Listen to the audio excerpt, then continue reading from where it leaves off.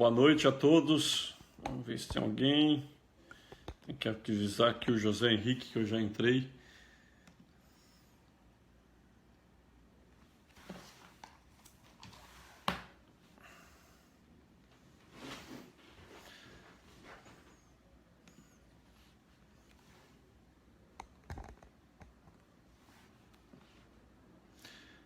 Então, sou o Padre Ricardo de Barros Marques, a convite do José Henrique. Vou fazer aqui uma live. Estamos aqui, é você, José Henrique?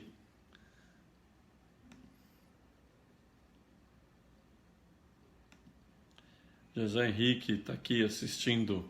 Deus abençoe.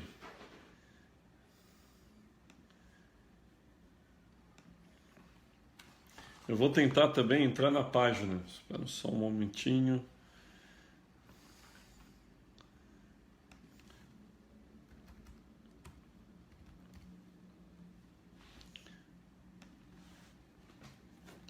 Então, essa live que nós vamos fazer é sobre o processo de a preparação para o matrimônio, depois os impedimentos matrimoniais, o processo de nulidade matrimonial e algumas perguntas que vocês queiram fazer, de modo que as perguntas vocês podem digitar e a equipe da página anotará as perguntas. Boa noite, Tânia Maria Alves Ribeiro. Eu só estou tentando aqui acessar a página do Caritatem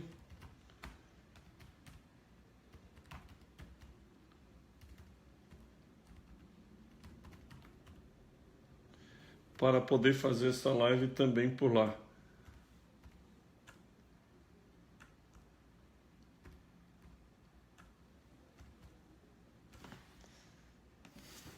Boa noite, Juliana. Deus abençoe você. Deus abençoe você, Apostolado Caritatem, Gimelo, boa noite.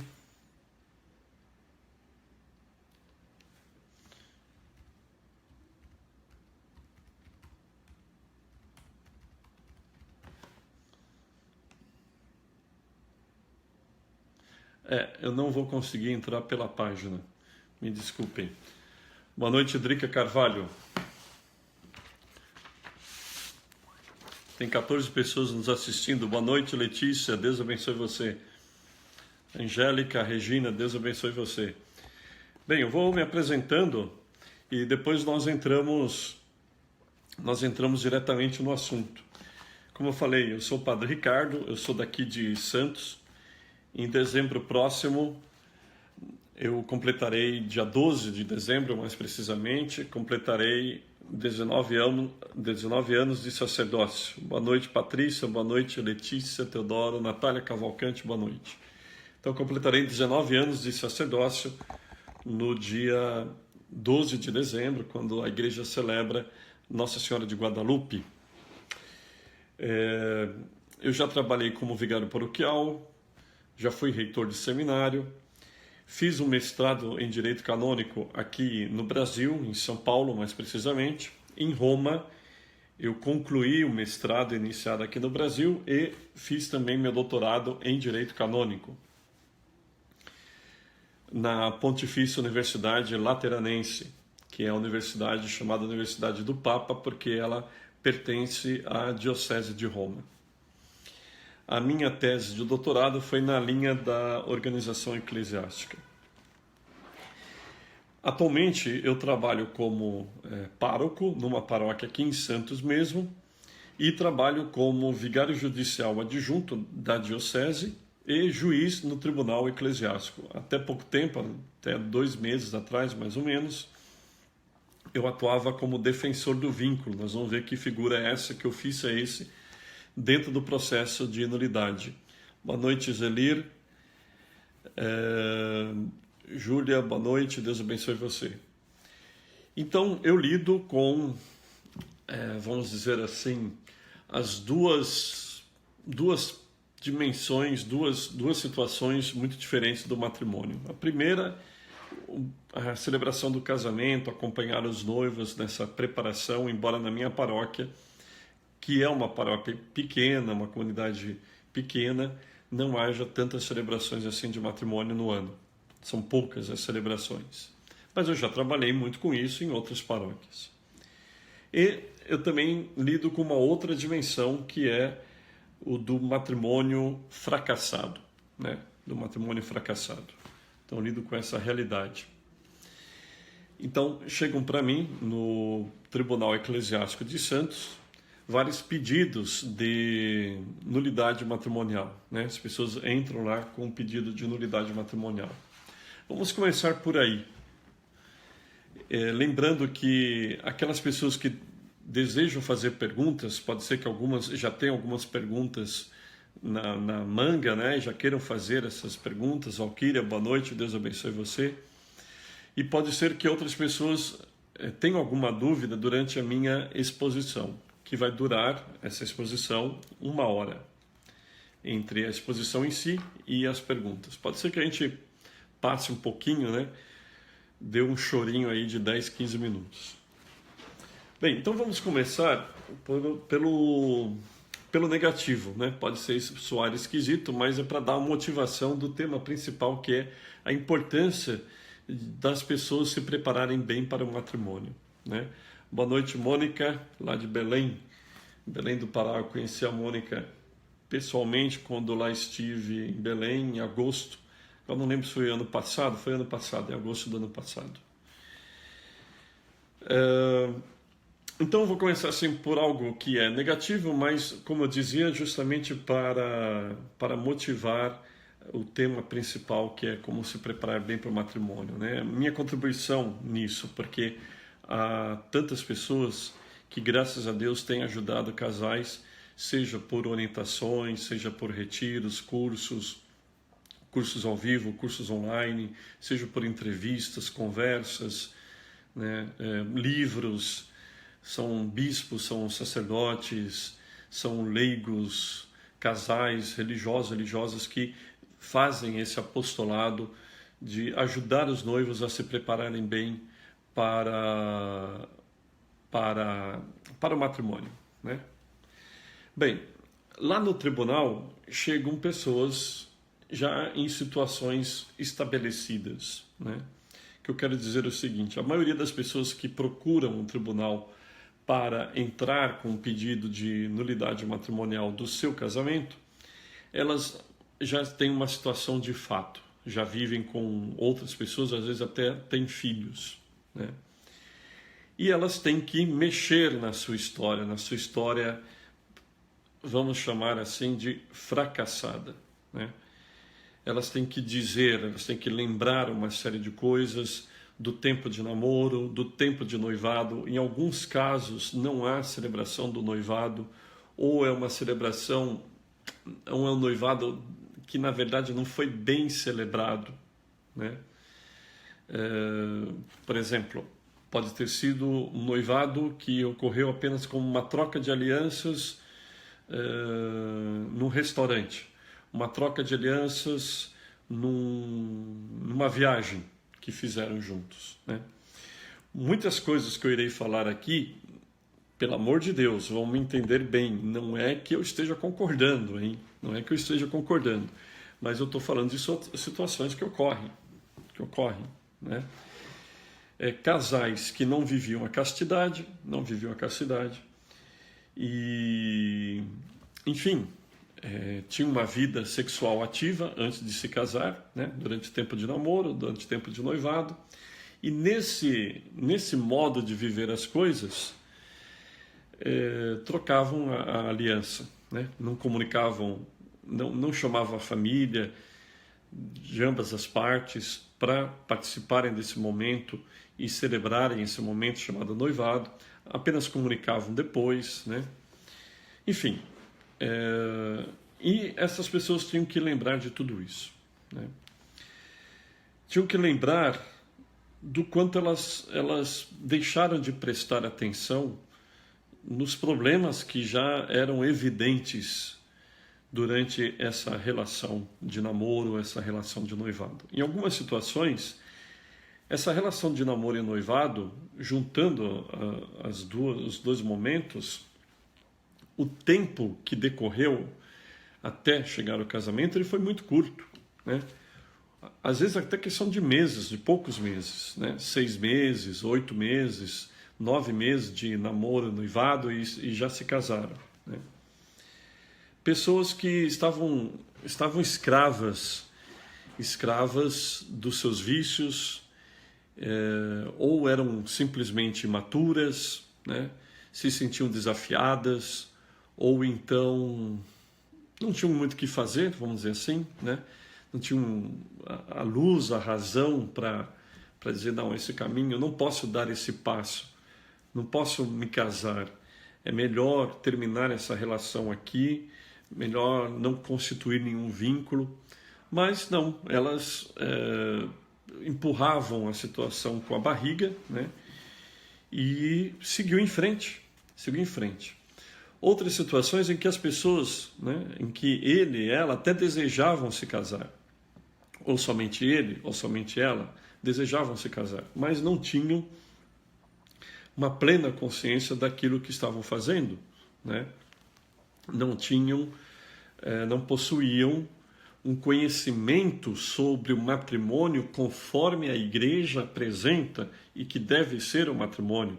Às vezes tinham uma ideia do matrimônio como eles achavam que deveria ser. Por exemplo, se não der certo, vou me separar.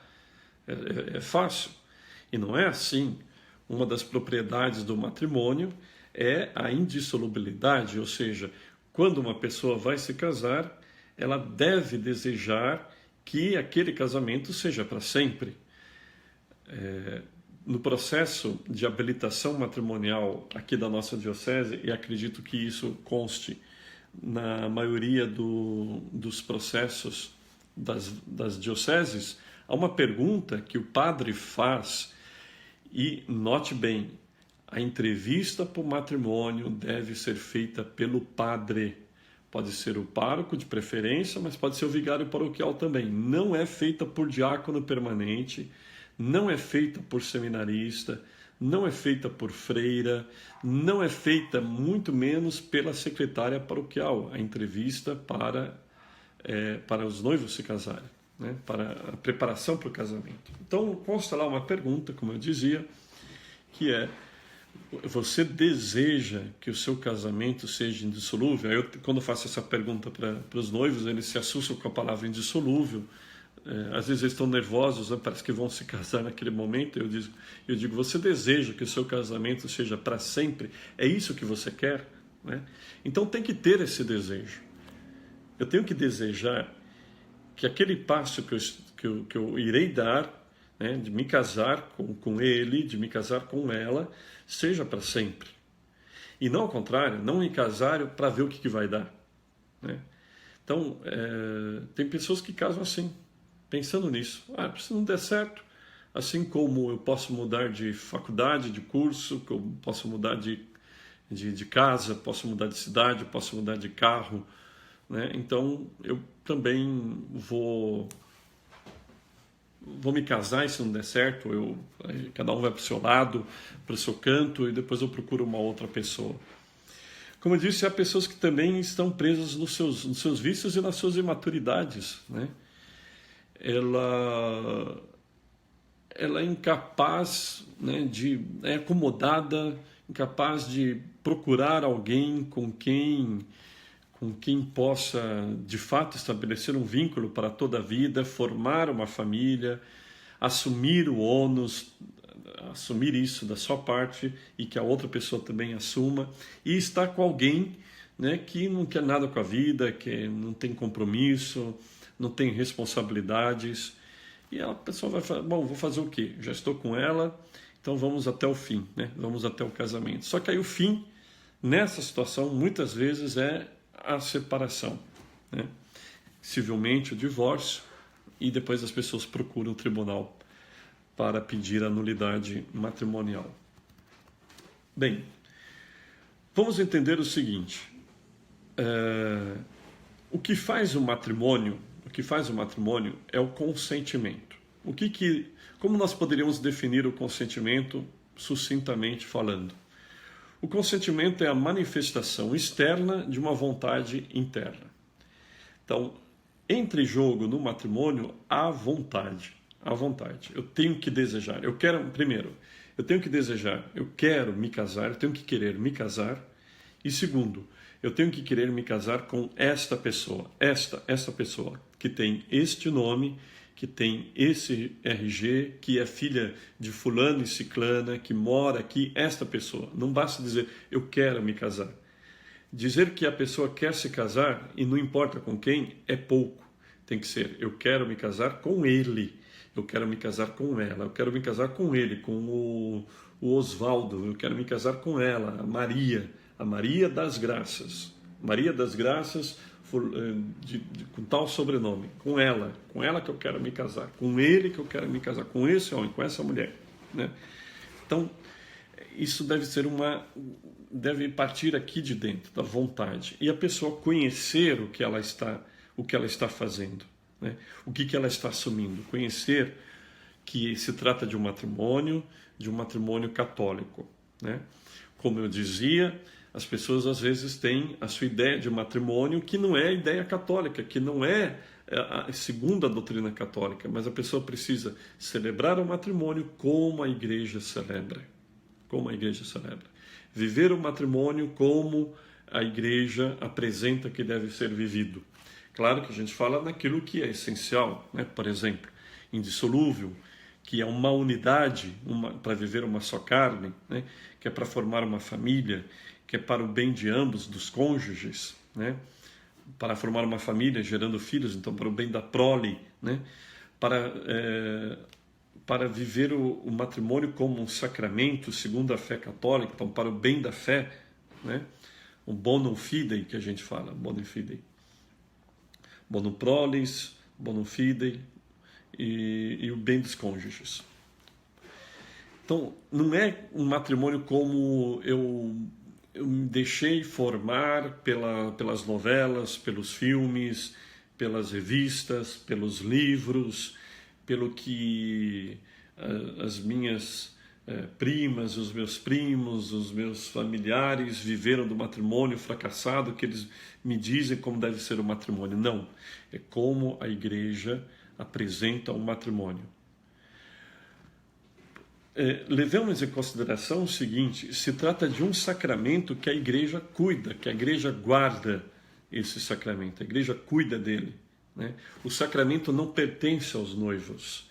Se não pertence a ele e a ela, embora sejam eles que celebrem o matrimônio, mas não pertence, o sacramento é algo deixado por nosso Senhor Jesus Cristo, como toda a definição de sacramento, ou como a definição de todos os sacramentos. Também o matrimônio é um sinal visível de uma graça invisível, né? A Mônica Kobayashi está dizendo que ela está no intervalo da aula de gastronomia assistindo. Que legal, Mônica. Então, ele é uma graça visível de um sinal invisível, né? Qual é a graça? A graça para quê? Para o bem dos cônjuges, dele e dela, para o bem da prole, dos filhos, para o bem da fé. Então, o sacramento é um bem, né, que a igreja, no caso o sacramento do matrimônio, é um bem que a igreja ela guarda, ela salvaguarda. Por ela guardar este sacramento, ela legisla a respeito desse sacramento. Eu tenho aqui 2 volumes de 3 do Código de 1983 comentado, né? Vale abrir aqui um parênteses. Até hoje, nós temos 2 códigos de direito canônico para a Igreja Católica Latina. Nós temos o de 1917, né, que foi o primeiro código. Antes só havia o quê? Decretais, leis diocesanas, algumas leis dos papas. E nós temos o Código de 1983, que é o código que está vigente. Depois tem o Código para as Igrejas Católicas Orientais em plena comunhão com Roma. mas esse código tem muita coisa que é parecida ao código da Igreja Latina. O código, por que a Igreja tem um código? Dentre outras coisas, para salvaguardar a comunhão eclesiástica, a comunhão entre os fiéis, e outra para salvaguardar, para tutelar os sacramentos. Essa é a palavra mais adequada, para tutelar os sacramentos. A Igreja, ela é tutora. A Igreja Católica, ela é tutora dos sacramentos. Portanto, a Igreja Católica, ela é tutora do sacramento do matrimônio. E ela tutela esse sacramento como nosso Senhor Jesus Cristo deixou, indissolúvel, para a unidade entre homem e mulher. Uma vez se casou para sempre. É aquela famosa ideia, né? Aquela famosa frase que todos conhecem, tem filme, tem propaganda de televisão, tem. O que Deus uniu, o homem não separe. Então, se há ali uma união de fato, realizada por Deus, então aquele matrimônio não se separa, não se desfaz, aquele vínculo não se desfaz. Então a Igreja tutela isso, que ele é indissolúvel para a unidade, é para o bem dos cônjuges, é para o bem da fé e para o bem da prole, dos filhos. Né? Então por isso que, dentre outros motivos, que a Igreja tem um código de direito canônico para tutelar os sacramentos, dentre eles o sacramento do matrimônio. Então a Igreja vai dizer como deve ser esse sacramento. Ele é uma vida que se assume, vivida cada dia, e ele é também um contrato. Poucas pessoas entendem, têm essa dimensão presente de que o matrimônio ele é um ato jurídico também. E aqui, espero que vocês estejam anotando, eu vou ler um cânon. O cânon 100...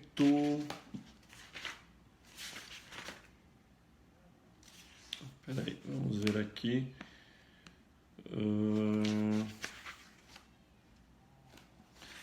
Há um cânon que fala sobre o ato jurídico.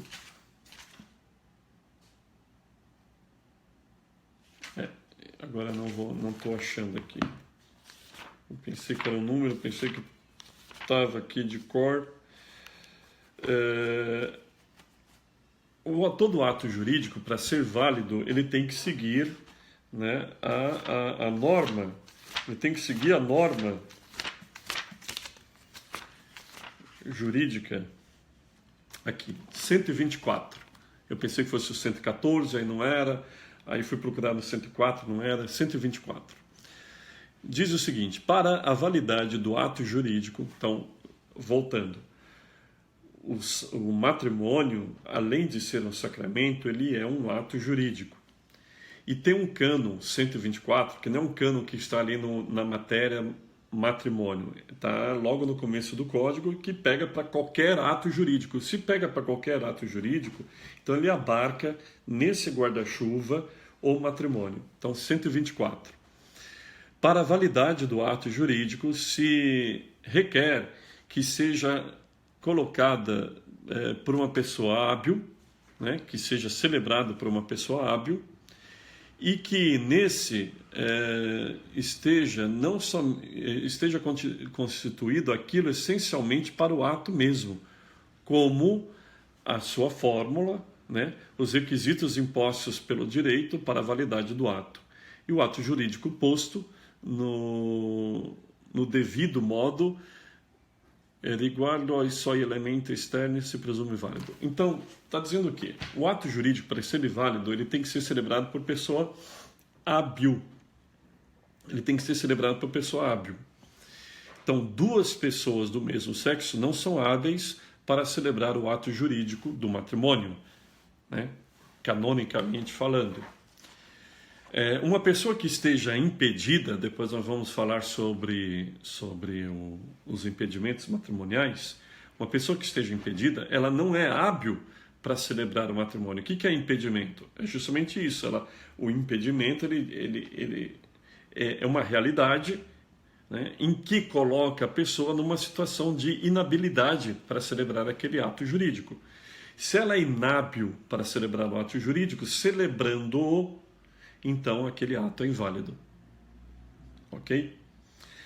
Tem que se seguir a formalidade colocada. Então, qual é a formalidade para o matrimônio? Então, vamos ver lá no direito matrimonial qual é a formalidade que se coloca para se celebrar o matrimônio, né? E os requisitos colocados pelo próprio direito para isso, né? Para a validade do ato. E o parágrafo 2º do cânon 124 diz: o ato jurídico colocado no seu devido modo se presume válido. Se presume válido. Depois, anotem aí também um outro cânon, já dentro daqueles cânones próprios mesmo do direito matrimonial, que é o cânon 1060. 1060. Diz o seguinte, o cânon 1060. O matrimônio goza do favor do direito. Portanto, na dúvida, se deve ter válido o matrimônio até que não seja provado o contrário. Então, tem um princípio que diz o seguinte. É que eu estou lendo aqui no italiano, tentando traduzir. Então, anote aí o 1060. 1060, por favor. O matrimônio goza do favor do direito. Então, sempre a prioridade num processo de nulidade matrimonial vai ser o matrimônio. Por isso que vai entrar uma figura que só vai existir num outro tipo de processo no direito canônico e até onde eu saiba não tem na parte processual civil, que é a figura do defensor do vínculo, que não é o promotor de justiça, porque nós também temos o promotor de justiça. O promotor de justiça, ele também atua no processo se necessário, não é obrigado. Se necessário, ele também atua no processo de nulidade matrimonial. Mas o defensor do vínculo, ele é obrigado a ter o defensor do vínculo. O outro processo em que o defensor do vínculo atua é na questão da nulidade da ordenação. Né? Aí é para o sacramento da ordenação, mas não é o tema da nossa live, ok? Pois bem, então no processo de nulidade matrimonial tem que ter o defensor do vínculo. Por quê? Por causa desse cânon 1060. Claro, tem outros cânones que fundamentam, né, o ofício do defensor do vínculo, mas um deles é esse, o 1060. O matrimônio goza do favor do direito. Agora, é claro que o que está em primeiríssimo lugar no processo de nulidade matrimonial é a verdade. Todas as partes envolvidas nele devem buscar a verdade, inclusive o defensor do vínculo. Então, o defensor do vínculo está no processo para defender o vínculo matrimonial. Por quê? Porque o matrimônio goza do favor do direito, até que se prove o contrário. Então, o processo de nulidade matrimonial da parte dos juízes, poderá ser, né, uma prova em contrário de que o matrimônio ele é válido, de que aquele matrimônio é válido. Esse cânon 1060 ele é muito importante, ele é basilar, né, para a gente entender o processo de nulidade matrimonial. Bom, então vamos voltar lá no consentimento. Eu dizia que o que faz o matrimônio é o consentimento. E o que é o consentimento? É a manifestação externa de uma vontade interna. Tudo bem até aqui? Tudo bem? Ok. Então, a pessoa deseja se casar. Então, ela tem que desejar se casar, desejar casar-se com esta pessoa, e ela manifesta isso. Por isso que, na cerimônia do casamento, ela tem ali uma dimensão litúrgica, e ela tem uma dimensão jurídica, ela tem um fundo jurídico. Né? Por detrás daquela liturgia há um fundo jurídico. Depois tem aquela parte que eu chamo de etiqueta. Né? Quantas vezes casais vieram me perguntar: padre, a noiva entra do lado direito ou esquerdo do pai? O noivo recebe assim ou recebe assado? Eu falei: isso aí é etiqueta, não entendo de nada. não sei como opinar, né? Eu entendo da liturgia. Então, a liturgia envolve, claro, a liturgia da palavra, as orações, né? A manifestação do consentimento, né? Envolve tudo isso. A bênção das alianças, envolve o Pai Nosso, compreende a bênção nupcial. Se os noivos forem comungar, receber a Santíssima Eucaristia, então tem essa parte da recepção da Santíssima Eucaristia, desde que estejam preparados para isso, né? Não pode ser um enfeite, né? O casal viu lá, né? Foi assistir um matrimônio celebrado, vamos ver como que é, como se celebra aqui nessa igreja, como que o padre faz. Que legal, os noivos comungaram, nós também queremos isso, né? Além da filmagem, da melhor filmagem, da melhor equipe de fotografias, as flores, etc., músicas, nós também queremos a comunhão. E não estão preparados para isso, né? Não são noivos, não são pessoas de comunhão semanal, dominical, né? Enfim, não se prepara adequadamente para isso. Então, há uma realidade jurídica, né, por detrás dessa litúrgica. E eu diria assim, o ponto mais fundamental dessa realidade jurídica na celebração litúrgica do matrimônio é a manifestação do consentimento. Ali você tem o quê? Você tem uma testemunha qualificada, que geralmente é o padre, mas pode ser o bispo, pode ser o diácono, né? Pode ser, em situações excepcionais, pode ser um leigo, leiga, um religioso, uma religiosa, um seminarista que é leigo, não deixa de ser leigo, né? Que podem assistir, mas tem toda um modo para que essas pessoas que não são padre nem diácono possam e bispo possam assistir o matrimônio. Então, a testemunha qualificada, ela tem que tomar o consentimento, ela tem que receber o consentimento. E o consentimento ele é manifestado entre os noivos. É aquele momento em que o noivo diz: eu, fulano, recebo você, cicrana, como minha esposa. E lhe prometo ser fiel, amar e respeitar você, na alegria e na tristeza, na saúde e na doença, em todos os momentos da nossa vida, em toda a nossa vida, né? E ela faz a mesma coisa, falando o nome dela, depois falando o nome dele, né? Ali é o consentimento que deve ser manifestado, claramente. Se ambos, ou um deles, for de língua estrangeira, tem que ter um intérprete na hora. Se ambos, ou um deles, falarem por libras, por sinais, então tem que ter um intérprete na hora. Se a testemunha qualificada não conhecer aquela língua estrangeira ou a linguagem dos sinais, a libras. Então tem que manifestar e a testemunha qualificada tomar aquele consentimento. Depois tem que ter também 2 outras testemunhas. A gente vê aí nos casamentos, né, encherem de padrinhos. 10 casais de um lado, 10 casais do outro, enche de padrinhos. As madrinhas, muitas delas mal vestidas, inadequadamente vestidas, coloca essa turma toda ali no presbitério, né? Um presbitério que é usado na missa. O padre está de túnica, está de estola, está de casula, deveria estar de casula sempre, né?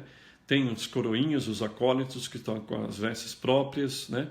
Então todo mundo está vestido adequadamente para a missa. Mas no casamento, no mesmo presbitério, se colocam ali madrinhas com um modo de se vestir muito inadequado e o comportamento também inadequado, né? Bastariam 2 testemunhas. Aliás, o Código de Direito Canônico não reconhece a figura do padrinho e madrinha de casamento.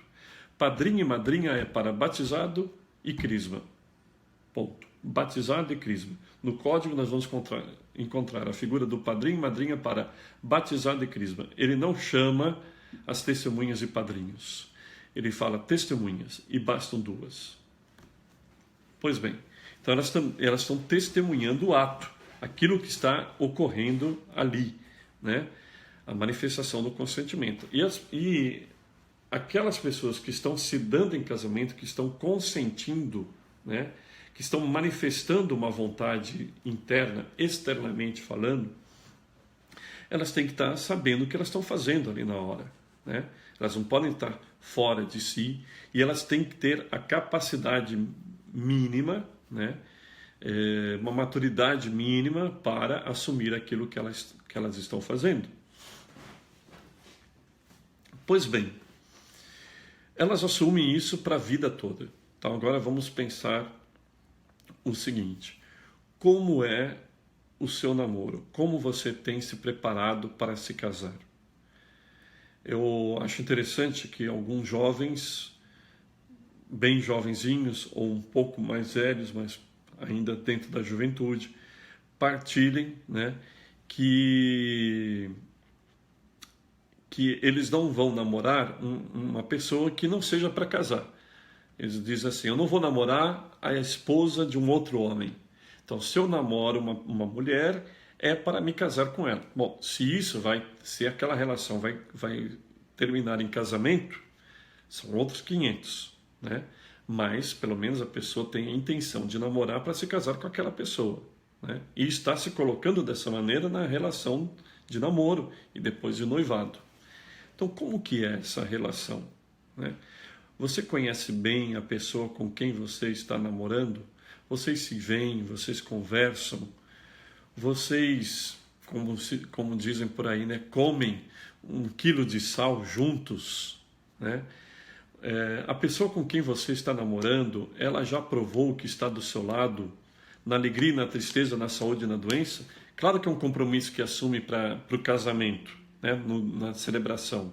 Mas você tem que ver se a pessoa com que você está namorando, ela dá sinais disso. Agora, você está namorando com uma pessoa, você ficou doente, e a pessoa não está nem aí para você. Opa, já é um sinal de que alguma coisa não vai bem, né?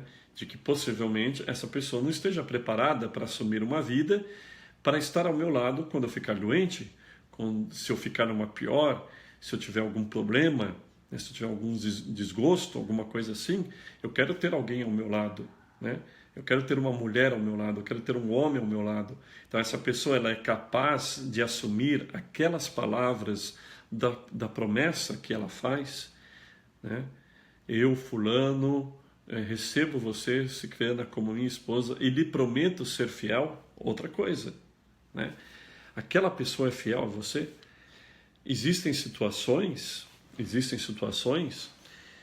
em que estão namorando, estão noivos e a pessoa é infiel. Ou ambos são infiéis, pode ocorrer isso. Ambos são infiéis, né?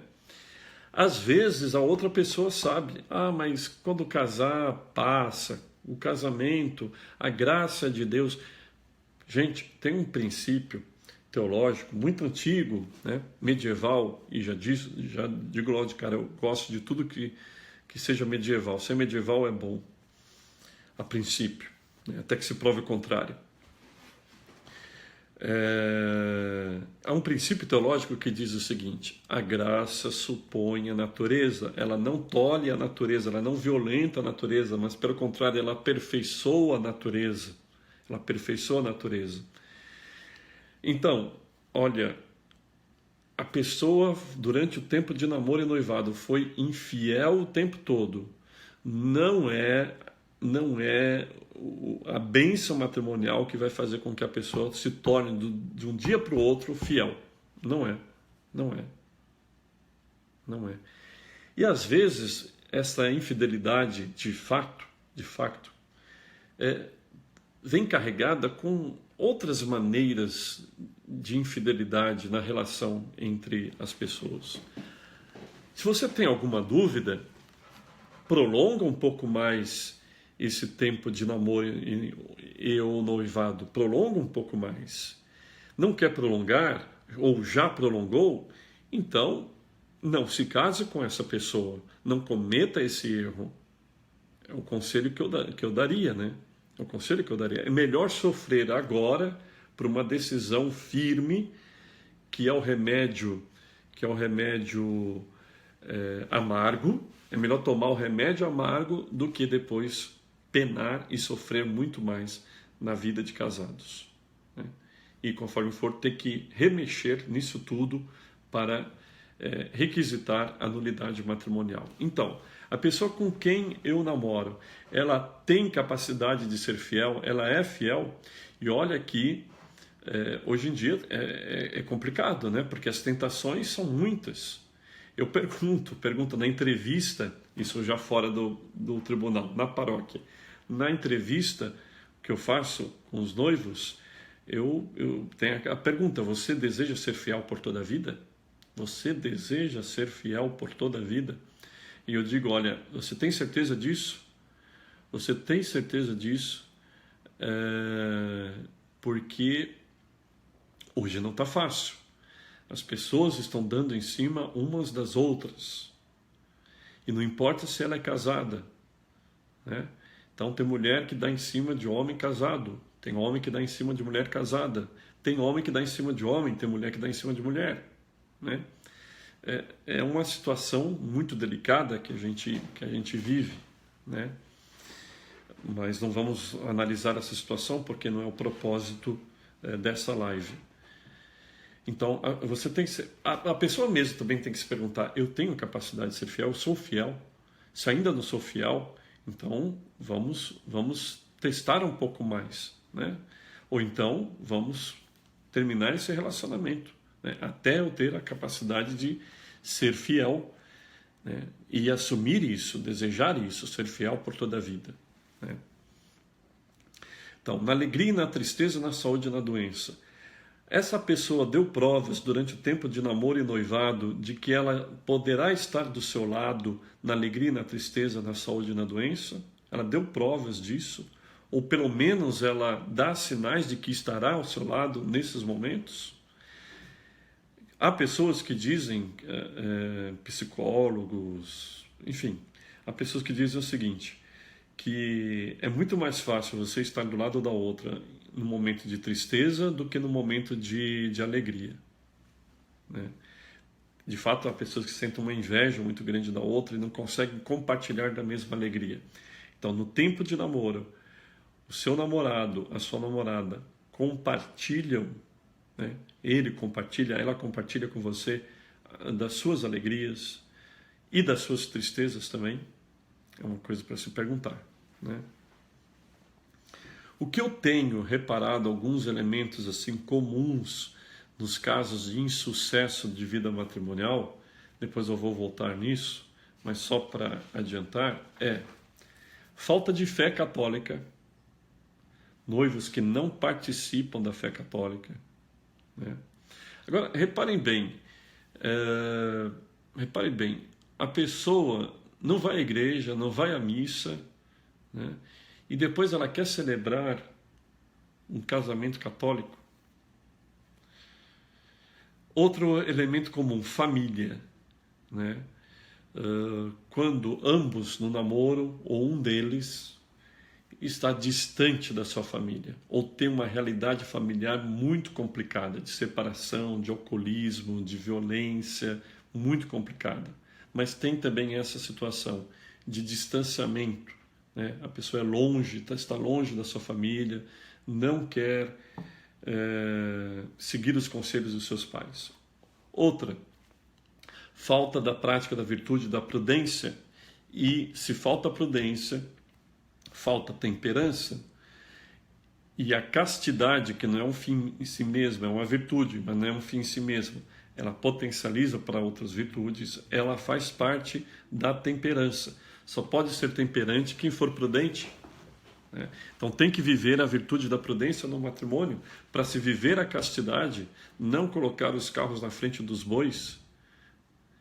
A intimidade sexual, a prática sexual, genital, ela é para o casamento, para depois que os noivos, né, eles consentem, acolheram um ao outro como marido e mulher, né? Depois, a temperança em outras coisas, temperança com relação à comida, bebida, etc. Vício de pornografia. Vício de pornografia também pode prejudicar o ato da vontade no matrimônio, né? Outro elemento, mas esse elemento da pornografia eu não vejo tanto, pelo menos não lidei tanto com isso nos processos. Outro elemento comum, não enxergar o defeito no outro, fazer vista grossa, deixar passar batido, mesmo que alguém alerte a pessoa. Olha, essa pessoa não é alguém para você se casar com ela, olha esse defeito, etc. E às vezes, como eu disse, não precisa nem que uma terceira pessoa alerte você de que o seu namorado, a sua namorada, noivo, noiva, tem um defeito muito grande. Às vezes você está vendo isso, às vezes a pessoa está vendo isso nela. É preguiçosa, não para em nenhum emprego, né? Não sabe gerenciar o seu próprio dinheiro, não ganha dinheiro nenhum, ou gasta com tudo, não tem um bom relacionamento familiar, é grosseiro, a pessoa é grosseira, a pessoa é violenta no falar, às vezes até violenta, né, fisicamente falando, tem a parte da infidelidade, como eu disse, então não quer enxergar o defeito, não quer enxergar o defeito. Pois bem, se caso. Então tem que haver essa preparação, conhecer o que se está fazendo. O que nós vamos assumir? O matrimônio. Como é o matrimônio católico? Como é o matrimônio católico? Como nós podemos nos preparar para assumir uma vida de fidelidade para a vida toda? Como nós podemos nos preparar para ser pais? Claro que depois, quando nasce a criança, que a pessoa aprende mesmo a ser pai e mãe. Mas, pelo menos teoricamente, para iluminar a razão, né, adquirir esse conhecimento, pedir a graça de Deus também pela vida de oração. Outra coisa, faz parte da preparação, a vida de oração. Quem sabe ter um diretor espiritual, se ainda não dá para ter um diretor espiritual, uma vida regular de confissão sacramental, né? Ir à missa juntos, né? Ler um bom livro sobre o matrimônio, fazer cursos bons pela internet. Hoje em dia há cursos bons que são oferecidos, católicos, né, pela internet, como livros também. A igreja, ela diferencia dois momentos de preparação para o matrimônio. O primeiro é a preparação remota e o segundo é a preparação próxima. Então tem aquela preparação mais distante, do início do namoro. Aliás, eu até diria o seguinte, antes mesmo da pessoa começar a namorar, ou estava namorando alguém, desmanchou o namoro, e ainda antes de começar, antes de voltar a namorar uma outra pessoa, se preparar, ler, né? Ler, estudar, conhecer aquela realidade que vai ser assumida. Então essa preparação remota, feita principalmente como casal, né? Isso que eu falei do curso, dos livros, da conversa, da direção espiritual, da confissão, da missa. Tem a preparação próxima, quer dizer, já próxima da data de se casar, então são os chamados e mais conhecidos como curso de noivos, que tem de tudo, hein? Tem de tudo. Tem curso de noivos que é só uma tarde, tem curso de noivos que é um dia, tem curso de noivos que são vários dias, tem curso de noivos que é um final de semana, tem curso de noivos que aborda de tudo e não aborda nada, tem curso de noivos que fala coisas muito interessantes, né? Eu antes, numa outra paróquia em que trabalhei, eu dava palestra no curso de noivos, sobre a parte do direito. E as pessoas achavam muito interessante, né? Então essa é a preparação próxima para o matrimônio. Será que eu estou me preparando para o matrimônio?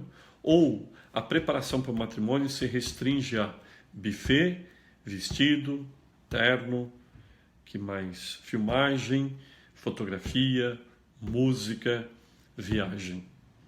Só isso? Não tem aquela preparação espiritual, seja ela remota, seja ela próxima? É muito importante esse tempo de preparação. Outra coisa, escutem os seus pais. Tem pai e mãe que falta um pouquinho de bom senso, falta um pouquinho de equilíbrio. Tem. Mas a maioria dos pais e das mães, eles têm assim uma percepção muito boa, né? Sobretudo a mãe. Escutem o que eles dizem, né? Escutem, peneirem um pouco, mas escutem, pensem no que eles estão falando, né?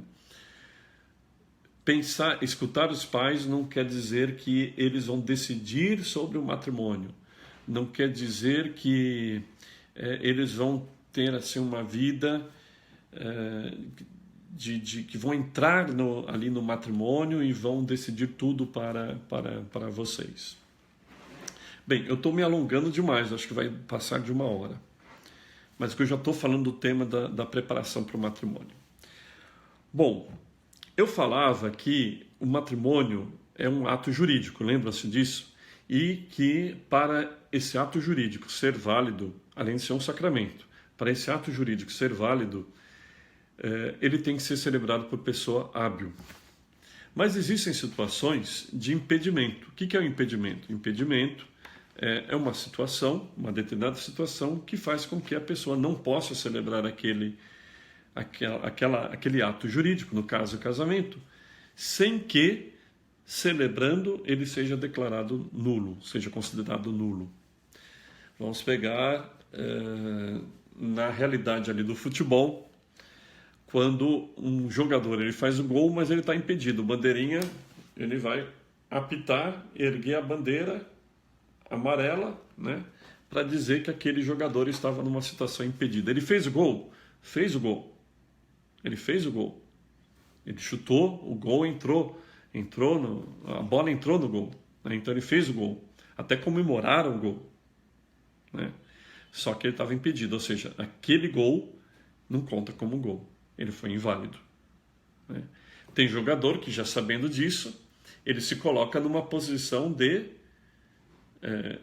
que eles não, de validade, que ele não esteja impedido, né? Uma posição de que ele esteja livre para fazer o gol e aquele gol ser considerado válido, né? Então, vamos salvaguardar das devidas proporções, vamos jogar isso para o matrimônio. São vários os impedimentos. Nós temos o impedimento de idade, nós temos o impedimento de impotência, nós temos o impedimento de vínculo anterior, de disparidade de culto, de ordem sacra, de voto, de rapto, de crime, de consanguinidade, de afinidade, pública honestidade, parentesco legal. Na parte de disparidade de culto, como um apêndice, entra também aí a mista religião.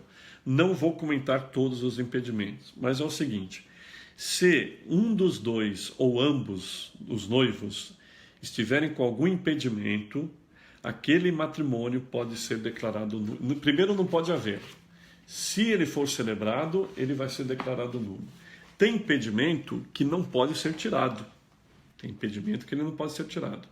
Tem impedimento que ele não pode ser tirado, mas ele pode terminar com uma nova situação.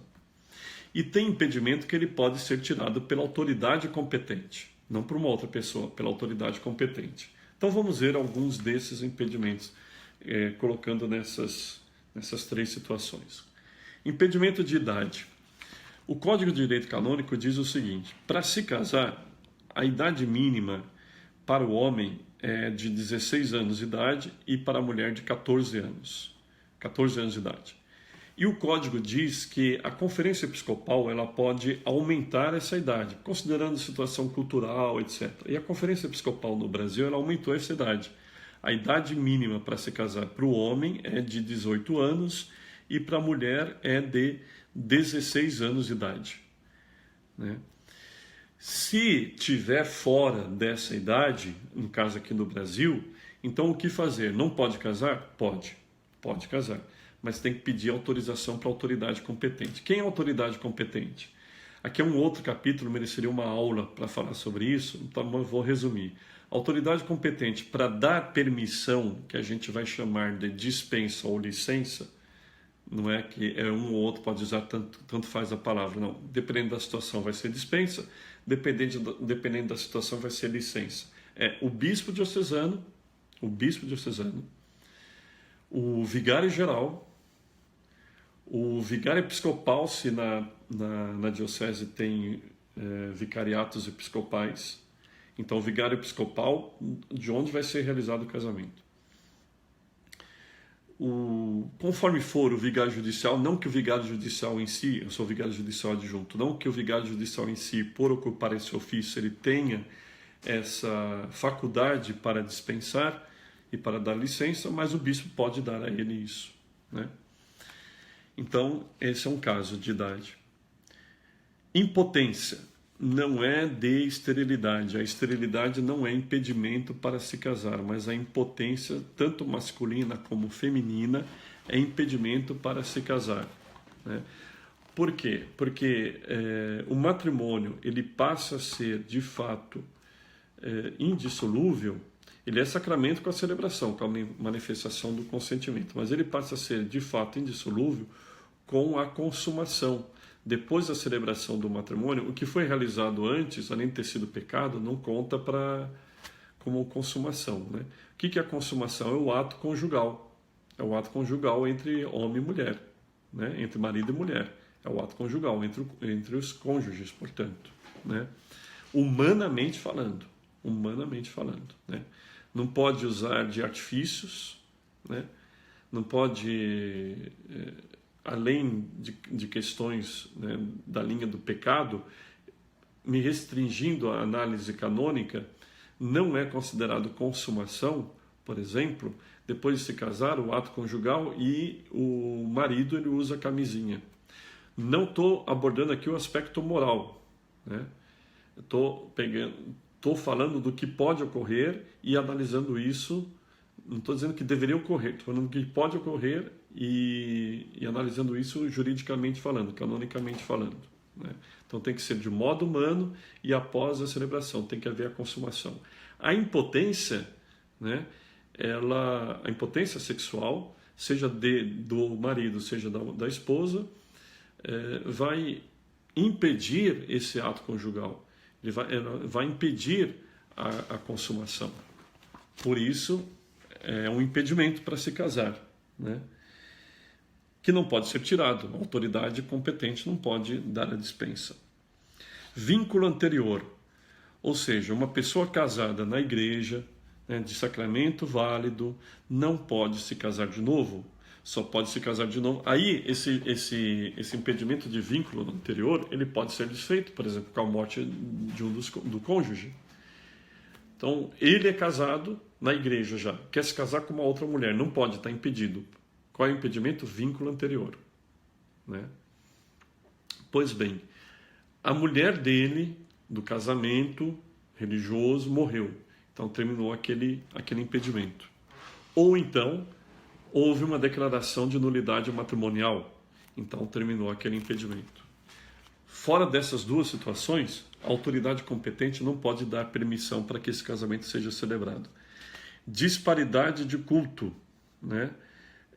Quando uma pessoa ela é batizada, católica, ela é católica, e ela quer se casar com alguém que não é batizado. Por exemplo, um judeu, um budista, né?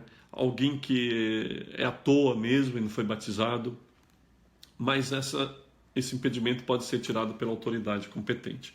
Mista religião é quando uma parte é católica e a outra ela é batizada, mas ela não é católica, né? Aí é o caso de licença. O que eu poderia chamar aqui a atenção? Ordem sacra, voto. Ordem sacra para quem é padre, diácono, bispo. Voto é para quem é religioso, religiosa. Consanguinidade. Enfim, esses são os impedimentos. Ou seja, tem um impedimento, não pode se casar. Pode tirar esse impedimento? Não, não pode. Então não pode se casar. Terminou a situação? Não, não terminou. Não pode se casar. Casou? Então, aquele matrimônio ele é inválido. Ele é inválido. Se vai no tribunal, né, a gente olha a documentação, detecta que havia um impedimento que não poderia ser tirado, que não terminou, etc. As pessoas não poderiam ter se casado. Então, por via documental, a gente faz a declaração de nulidade matrimonial. Declara nulo aquele matrimônio por causa do impedimento. Há um impedimento, ele pode ser tirado? Então eu vou pedir para a autoridade competente tirar. Ela tirou? Então pode ser realizado o casamento. Ele pode ser tirado, há um impedimento, ele pode ser tirado. Não pediu para a autoridade competente tirar? Realizou o casamento? Ele é inválido. Por exemplo, ele é católico, ela não é batizada. Então há um impedimento de disparidade de culto. O pároco não pediu a dispensa para o bispo, ou para o vigário geral, ou para o vigário episcopal, né? Para alguém, uma autoridade competente. Não pediu. Realizou o casamento. Aquele casamento é inválido. É inválido. Né? Se vai no tribunal, a gente detecta isso e faz a declaração por via documental. Tá bom? Bom, a outra situação que pode dar a nulidade matrimonial é um defeito de forma canônica. Então dizia que existe uma forma, existe aquilo que compõe a liturgia do matrimônio, e junto com aquilo que compõe a liturgia do matrimônio, a liturgia da palavra, orações e tal, Pai Nosso, existe uma forma canônica que é aquele ato jurídico do 124, que ele dizia, conforme a forma, né? Então há uma forma canônica. Em suma, o que é a forma canônica? Tem que ter homem e mulher, tem que ter uma testemunha qualificada e os três têm que estar bem, sabendo do que está acontecendo, tem que estar sóbrio, né? Dando consentimento, o outro recebendo consentimento. Duas testemunhas também. A testemunha qualificada tem que ter, se não for o pároco, tem que ter permissão para celebrar o casamento ali naquela paróquia que não é a dele, né? Isso é interessante. Isso é interessante dizer. Você tem um padre amigo, que era seu amigo de infância, era do grupo de jovens, é o padre da paróquia de onde você frequenta, mas você vai casar numa outra paróquia, é o padre da família, e você quer que esse padre amigo, ele celebre o seu casamento. Um modo de dizer, porque quem celebra o casamento são os noivos. Ele assista ao matrimônio. A gente dificilmente vai usar assim, assista, né? Só mais formalmente que a gente vai falar assistir o matrimônio. Mas vamos dizer, no popular, que ele celebre o matrimônio, o seu casamento. Pois bem, e o casamento vai ocorrer numa paróquia onde ele não é pároco. Portanto, ele não tem jurisdição ali naquela paróquia. Quem tem jurisdição naquela paróquia é o pároco. O pároco da paróquia onde vai ser realizado o casamento, ele tem que escrever no processo de habilitação matrimonial ou num outro papel bem clarinho, né, que ele está dando permissão, autorizando o padre fulano de tal a assistir o matrimônio ali na sua paróquia. E não importa que seja na igreja matriz ou numa capela ou num outro espaço. Comumente falando, a igreja ela não celebra casamento fora do espaço sagrado, mas pode ocorrer e com autorização do bispo. Né? Então vamos supor que o bispo autorizou que uma cerimônia de casamento seja realizada num sítio, numa fazenda. Tá, ok. Você convidou o padre amigo, você fez a habilitação matrimonial, tal, convidou o padre amigo para fazer aquele casamento, padre da família, tá? Mas tem que ver lá, essa fazenda está localizada em qual paróquia? Na paróquia X.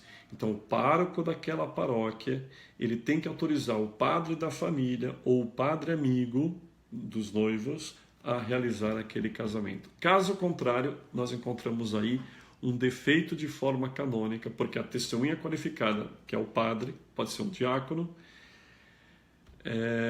pode ser um bispo, mas vamos falar do bispo, não tem a permissão, ela é inábil para acolher o consentimento. Vamos falar do bispo. O bispo diocesano, ele tem jurisdição em toda a diocese, então não precisa que um pároco dê autorização para o bispo diocesano, porque afinal ele é o bispo. Mas o bispo de uma outra diocese, vindo celebrar o casamento na diocese que não é a sua, ele tem que ter autorização. Não precisa ser a autorização do bispo, pode ser, mas basta a autorização do pároco. Então você tem um bispo amigo, o bispo que é da família, o seu tio é bispo. Então você quer convidá-lo para ele vir fazer o seu casamento. A diocese dele é uma. e o casamento é em outra diocese, não é na jurisdição dele. Não é na jurisdição dele. Cada um no seu quadrado. Pois bem, o pároco daquela paróquia onde vai ser realizado o casamento tem que dar autorização para o seu tio bispo fazer o casamento. O tio da noiva, do noivo, né? Ou mesmo o bispo da diocese, daquela diocese onde vai ocorrer o casamento, ou o vigário geral, né? Então, se houver um problema de forma canônica, faltaram 2 testemunhas, só tinha uma testemunha, não tinha nenhuma testemunha, então esse matrimônio, grosso modo falando, pode ser declarado nulo, porque tem algumas outras coisas que nós deveríamos considerar aqui, algumas variantes, vamos dizer assim, né?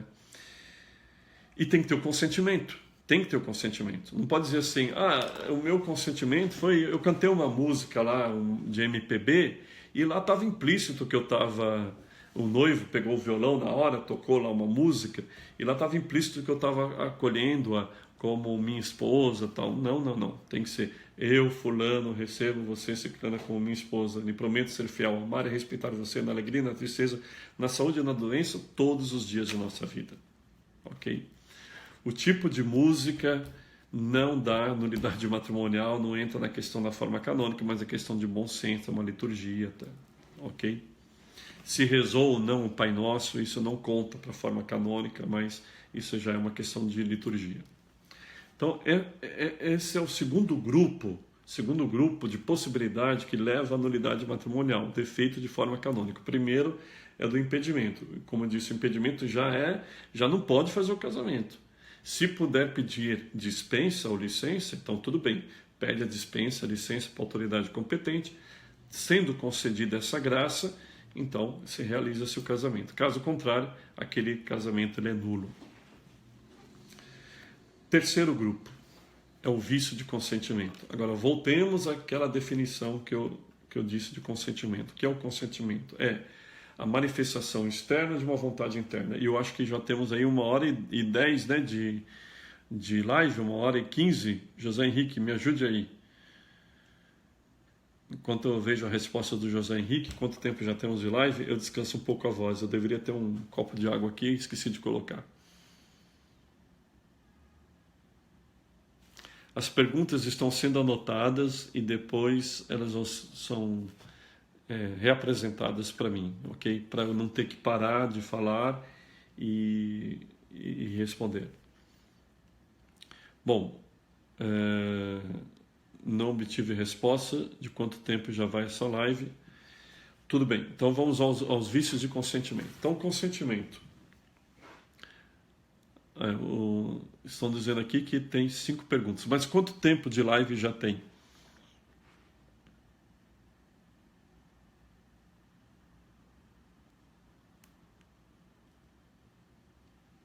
Ok, não me responderam ainda. Vamos seguir. Então, consentimento. Consentimento é a manifestação externa de uma vontade, o tempo de 1 hora neste exato momento. Oh, que beleza, 1 hora nesse exato... Então, vamos tentar aqui falar em 15 minutos. Então, a manifestação de uma vontade. Essa vontade pode estar comprometida, ela pode estar viciada. Sabe quando você, sei lá, compra... É que agora já era a época do CD, né? Você comprava um CD na loja, você vinha com o CD todo feliz para casa e tal, né? Aí abria, né, o estojinho lá, estava o CD, tá arriscado, né? Tá arriscado. Então, o vício de consentimento é um risco, né? É um risco naquele consentimento. Pode ser que a pessoa disse que queria se casar, mas a sua vontade não era se casar.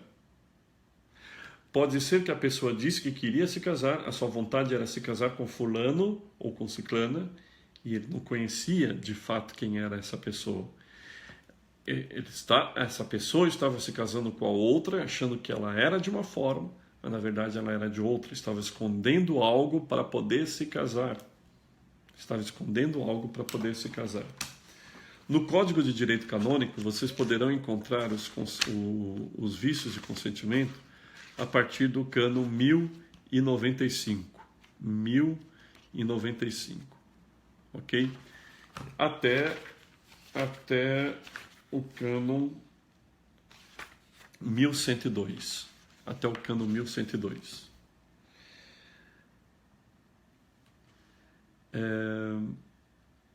Existe uma incapacidade para assumir um matrimônio. Às vezes a pessoa, não é que aqui está, vamos dizer assim, tão comprometida a vontade da pessoa, mas há uma incapacidade da pessoa assumir aquilo. O quê? O matrimônio. Às vezes ela quer.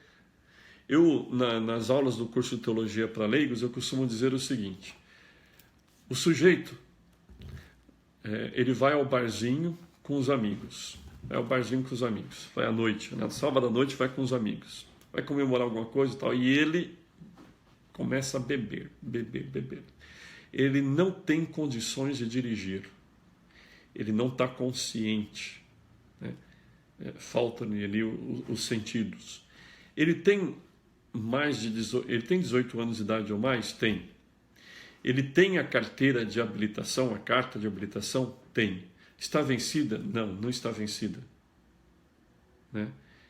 Ele sabe dirigir? Sabe dirigir. Mas ele tem condições de dirigir? Não, não tem. Ele quer dirigir? Ele fala para os amigos: eu vou dirigir, eu quero ir para casa dirigindo, eu vou embora. Ele quer dirigir. Ele quer, mas ele não tem condições. Às vezes ele quer, mas não tem carteira. Às vezes ele quer, mas não tem a idade. Mas essa questão da carteira e da idade entra na parte do impedimento.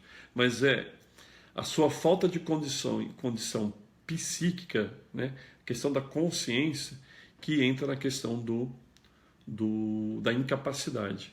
Ele tem a vontade. A vontade não está comprometida a princípio. Mas ele é incapaz de dirigir porque ele está fora de si. Ele bebeu demais. Então isso pode ocorrer no matrimônio. A pessoa quer se casar, mas ela é incapaz de se casar. O que pode levar à incapacidade para se casar? Sobretudo a imaturidade. A igreja alerta pela doutrina que a imaturidade não significa uma plena maturidade para se casar. Não tem que ter uma plena maturidade, mas tem que ter um mínimo de condições para se casar. Então, vamos supor, a pessoa ela é inconstante. O casal brigava, voltava no namoro, brigava, voltava, brigava por infidelidade, voltava, Ou a pessoa bebia demais, Não parava no emprego, não sabia gerenciar o seu dinheiro, só gastava, não trabalhava, não queria.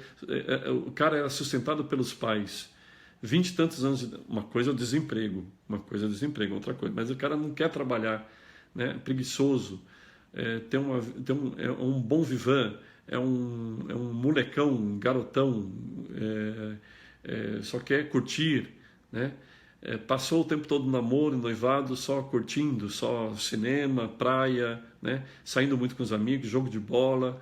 E quer casar com ela? Eu quero me casar com ela. Por quê? Porque, na verdade, está atraído física e sexualmente falando por ela. Só.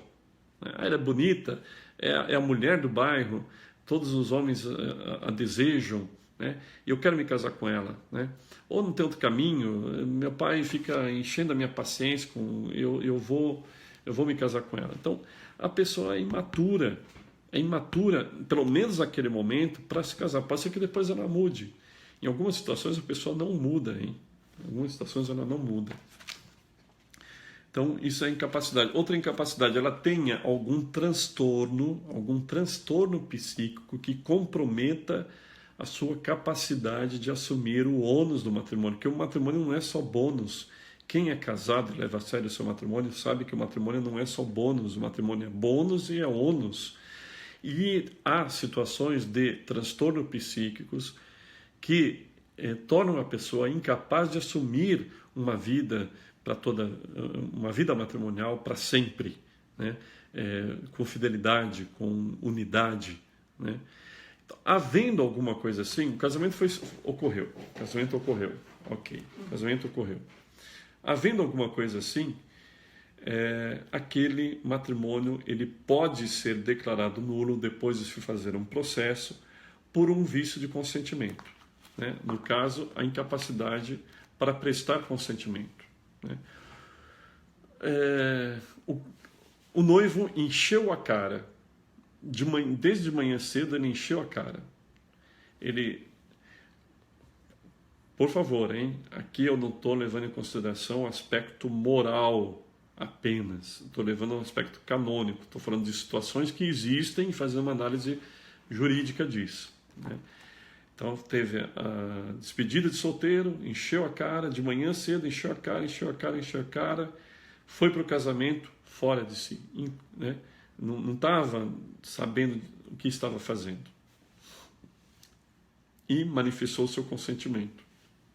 Isso pode prejudicar o consentimento e pode ser declarado nulo.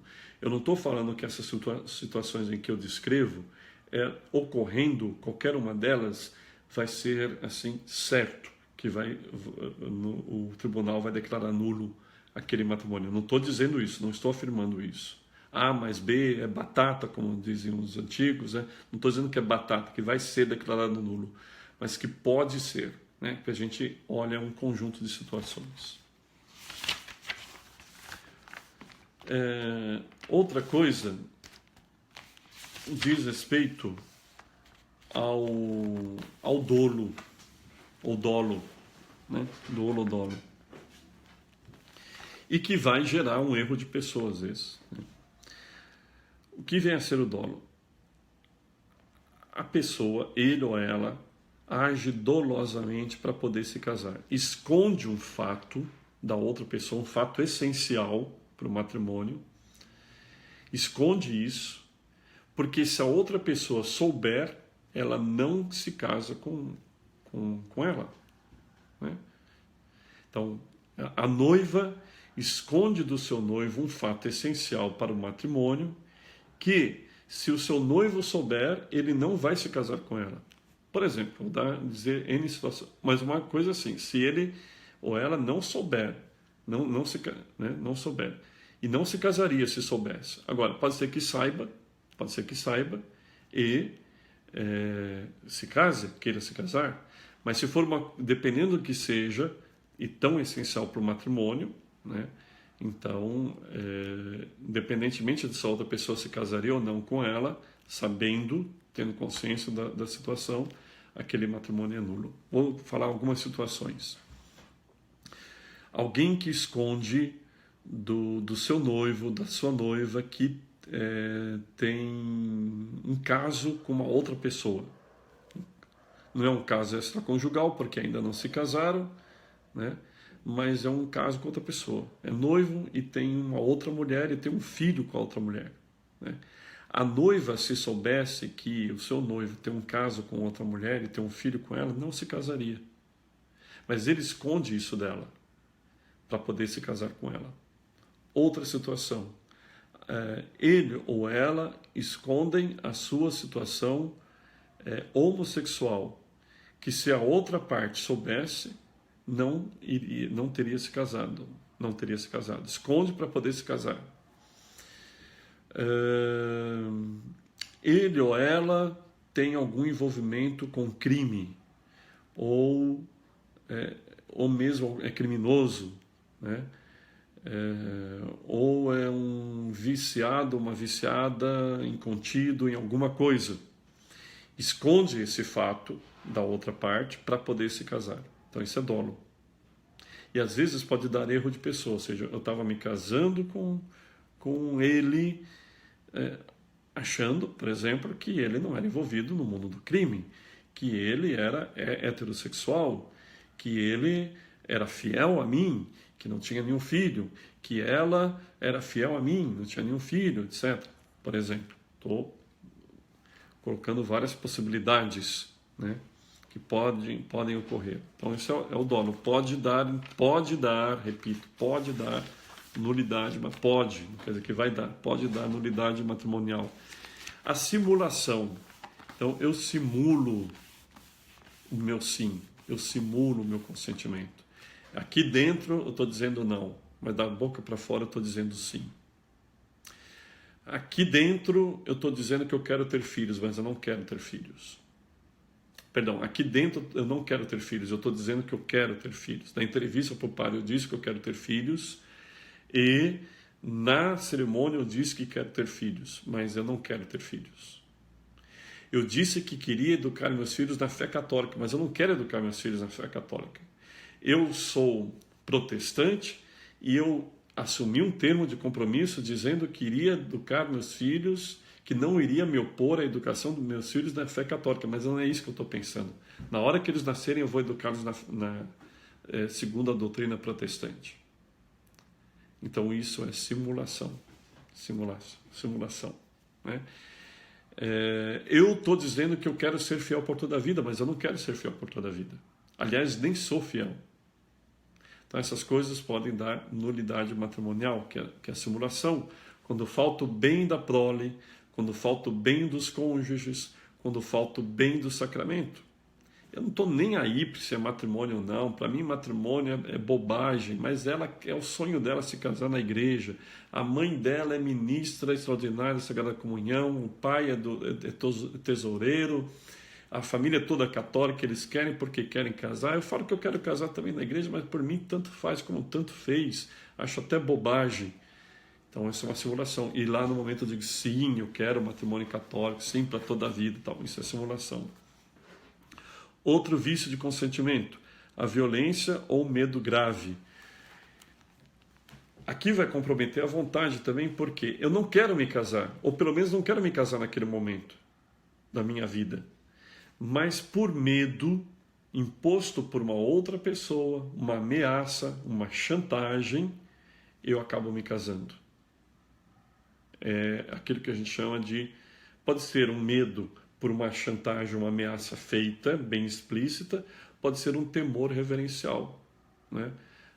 Eu não quero decepcionar a minha mãe que está idosa, está doente e tal, então eu tenho medo de decepcionar o meu pai, eu estou grávida, eu não quero me casar com... não fui prudente, tive intimidade sexual com o meu namorado, né?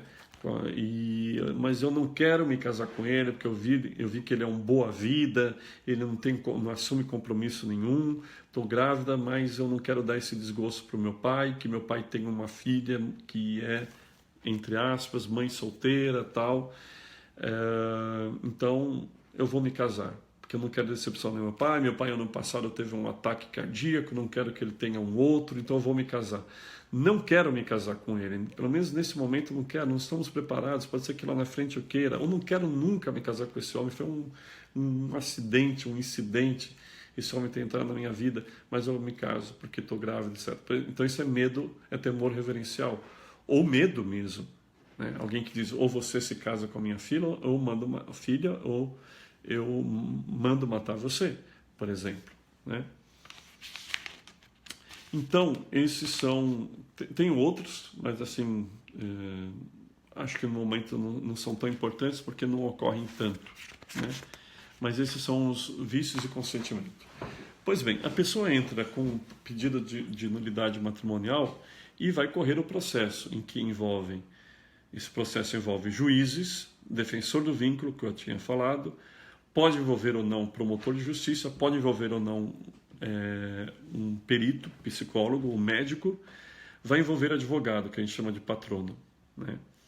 E no final do processo vai ser declarado ou não nulo aquele matrimônio. Às vezes pode ser declarado nulo, pode ser não declarado nulo por uma coisa, mas declarado nulo por outra. E qualquer pessoa, assim, ele ou ela, o ex-marido, ex-mulher, pode recorrer à sentença, o defensor do vínculo pode recorrer à sentença. Então, pegando isso tudo, né, a gente tem que ver, pega o impedimento. Então, veja, tem algum impedimento para que esse casamento ocorra? Qual é o problema? Os noivos vêm tudo. Vem buffet, fotografia, festa, viagem, tudo. Eles já marcam o dia do casamento com o buffet. Eu quero meu casamento. Eu quero me casar no mês de maio, que é o mês das noivas. E tem que ser no dia de Nossa Senhora de Fátima. Né? Então vamos marcar lá, né, no buffet. Vamos marcar a festa, vamos marcar a viagem para o dia 14, dia seguinte e tal. Aí vai lá na igreja. Vai lá na igreja. Aí tem vai na igreja faltando pouco tempo, né, para fazer o processo. Acho que é só marcar, mas tem um processo de habilitação matrimonial, né, para ser feito. E constata-se que o noivo, ele é espírita. Embora tenha sido batizado na Igreja Católica, ele é espírita. Ele professa o espiritismo, ele participa do espiritismo, ele tem um impedimento para se casar, porque quem é espírita está impedido para se casar na igreja. Tem que ter, no caso como é batizado, tem que ter, no caso, a licença do bispo. Tem que ter a licença do bispo, né, para poder se casar. Entende? Então, estamos preparados, não tem nenhum impedimento, estamos preparados para fazer isso. Vício de consentimento. Eu sei com quem eu estou me casando, eu não estou enganando a outra pessoa, é para toda a vida, é para toda a vida que eu quero ter filhos, estou me preparando para isso, né?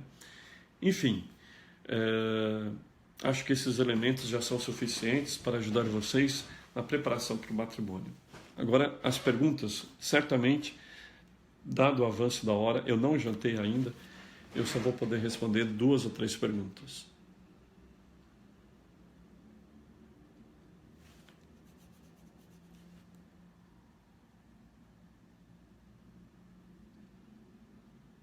Estou esperando aqui a pergunta do apostolado.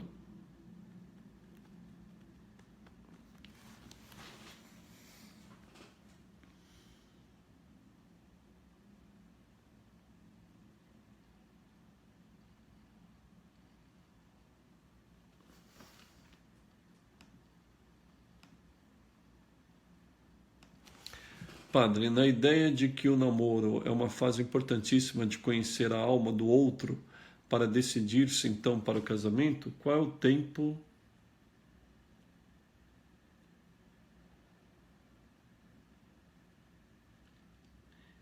É engraçado que a pergunta ela não vem assim. Eu não sou tão especialista nessas coisas aqui e a pergunta ela não vem inteira. Como é que eu poderia fazer para que ela viesse inteira? Ela aparecesse toda aqui para mim. Bom, eu entendi, se é que eu entendi assim, a pergunta, mesmo que ela não esteja aparecendo toda aqui para mim, certamente o problema sou eu. Eu entendi assim, qual é o tempo bom, né, para o tempo de namoro, de noivado? Olha, é difícil dizer, com certeza, assim, poucos meses eu acho imprudente. Mas a gente precisa levar em consideração o seguinte, a formação de ambos, se tem uma formação católica, isso já é um ponto muito a favor. Ou seja, o pouco tempo de namoro já não pesa tanto, se tem uma boa formação católica de ambos. Se ambos são de famílias bem católicas, já é outro ponto bem a favor, para não pesar tanto a questão, o fator tempo, né? Claro que questão assim de semanas é muito pouco, é pouco, né? Então, oficialmente falando, no código nós não encontramos, não está estipulado o tempo, não está estipulado o tempo, mas se pede uma prudência, né? O tempo necessário para você maturar dentro de você essa relação e você perceber isso no outro, né? De perceber se de fato a pessoa tem uma maturidade, né? Se a pessoa, enfim, ela está junto com você, se vocês passaram por algum momento difícil, se a pessoa soube perdoar, se aquela pessoa que errou, ela de fato se propõe a emendar, se busca os meios necessários para se emendar, meios necessários e verdadeiros, né? Tem Pode ocorrer que namorada, namorado, noiva, noiva, venha atrair o outro, né? Mas diz que vai mudar, pede perdão, se ajoelha, manda flores, etc. E não está afim, não é sincero aquele arrependimento. A pessoa não vai buscar isso, né? Não vai buscar um padre para se confessar, não demonstra que de fato mudou. Então o tempo aqui ele é relativo porque nós devemos considerar outros fatores. A maturidade das pessoas, a idade das pessoas, a formação católica delas, o conhecimento sobre o matrimônio, né? Isso tudo tem que ser pesado, tem que ser avaliado em conjunto. Então só o tempo é complicado, né? Porque senão a pessoa também deseja assim, tem uma ideia romântica de plenitude de maturidade, ela vai dizer, é necessário então que nós namoremos durante 10 anos, aí sim nós vamos estar bem maduros para nos casar. Mas será? Às vezes 10 anos é muito tempo, pode às vezes mais indicar uma insegurança da pessoa para assumir um compromisso do que uma maturidade mesmo que a pessoa tenha alcançado para assumir um matrimônio.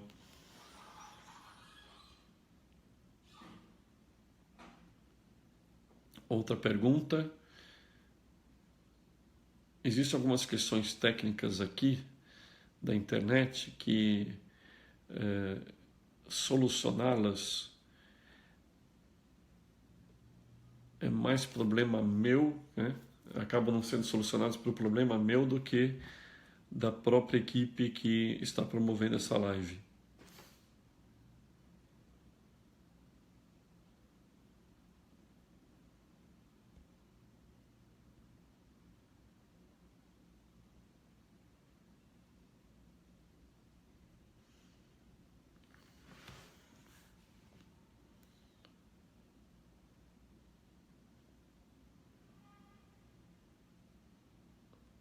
Uma das partes era protestante e se separaram. Um deles encontrou alguém da Igreja Católica e querem se casar na Igreja Católica. Então uma das partes era protestante e se separaram. Mas se separaram o quê? Foi namoro? Acabou o namoro?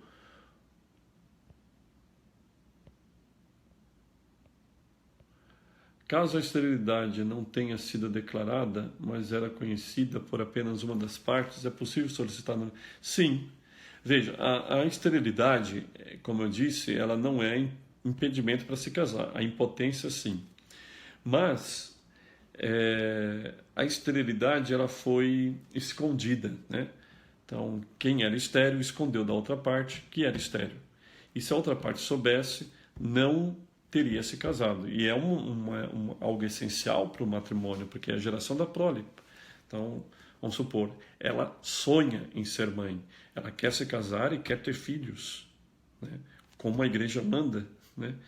E ele é estéril, ele esconde isso dela, porque ele sabe se ela conhecer essa realidade, ela não vai se casar com ele. Mas ele está apaixonadíssimo por ela, sabe? Mas ela gosta muito dele, eles se dão muito bem, se entrosam bem, mas ela quer ser mãe, né? Não adianta. Mas a gente tenta resolver isso de outra forma. Não, ela quer ser mãe. Ele escondeu isso dela. Se casaram. Ela se sente prejudicada, porque houve aí um dolo. Ela se sente prejudicada. A parte prejudicada procura a igreja, pedindo então à igreja a declaração da nulidade. Então pode ser, como eu disse, a gente tem que avaliar uma série de coisas, que esse matrimônio seja declarado nulo.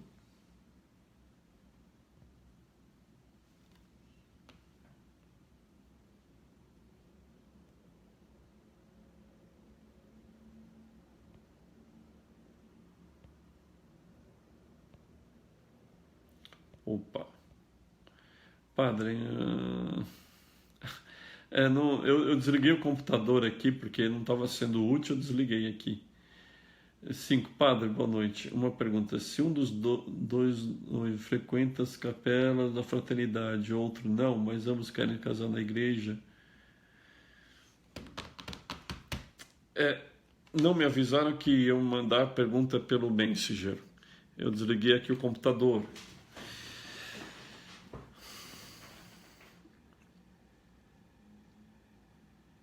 Eu vou tentar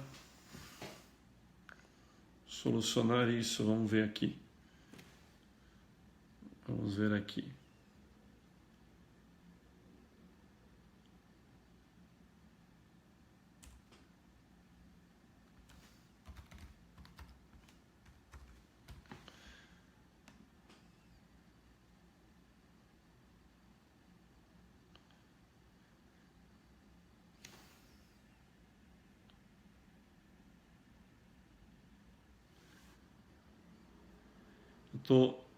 Eu havia desligado aqui o meu notebook,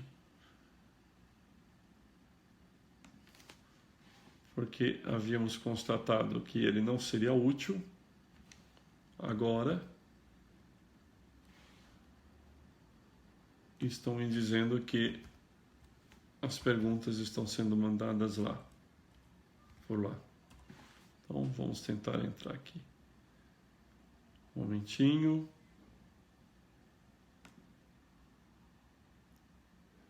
Agora sim.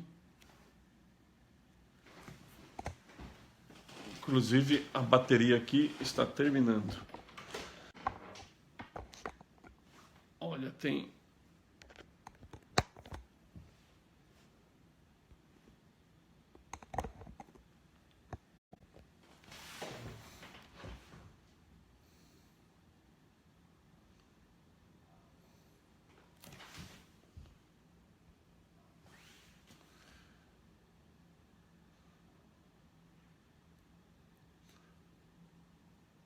Bom,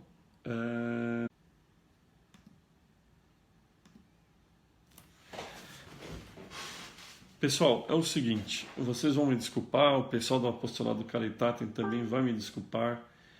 Eu não estou conseguindo aqui entrar. Não estou conseguindo entrar. São 11 horas da noite, eu estou sem jantar, só estou com almoço. Então vocês vão me desculpar. Eu vou tentar responder as perguntas de outra maneira.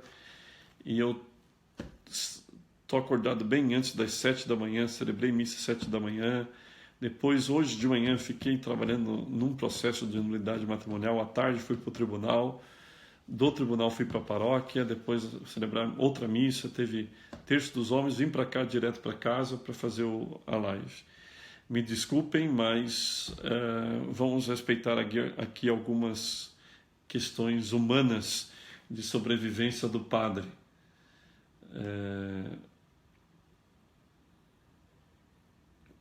Eu vou só responder mais umas 2 perguntas, tá bom?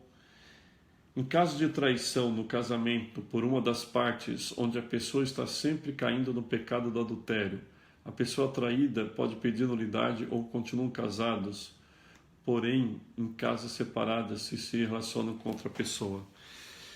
Olha, vocês vão achar curioso, mas no Código de Direito Canônico existe existe o Instituto da Separação Canônica. O bispo ele pode declarar a separação de corpos, mas o vínculo matrimonial ele continua, de modo que ele e ela não podem constituir um outro vínculo, uma outra relação conjugal com uma outra pessoa. Primeiro. Segundo, em caso de traição, pode ser dada a nulidade matrimonial? Pode, mas tem que ver fatos anteriores. Às vezes ocorre de a pessoa só vir a trair o seu cônjuge depois de casado, mas há elementos, né, psicológicos, etc., às vezes dolo, etc., anteriores. E isso que vai contar. Somente a traição depois do casamento é muito pouco, é muito difícil que isso seja um argumento necessário para que a igreja declare aquele casamento, aquele matrimônio nulo. O consentimento matrimonial é válido se foi o padre que falou as palavras, eu, fulano, Não, o padre ele pode falar as palavras, mas elas têm que ser repetidas pelo noivo. Isso é muito comum. O padre fala, eu, fulano. Não, o padre não está induzindo, o padre está só soprando para a pessoa as palavras, mas o noivo está dizendo para a noiva, e a noiva está dizendo para o noivo. Né? E se eles se sentem contrariados ali na hora, não é na hora que eles vão se sentir contrariados. Se tiver contrariado, a contrariedade vem de antes. Né? O consentimento o padre...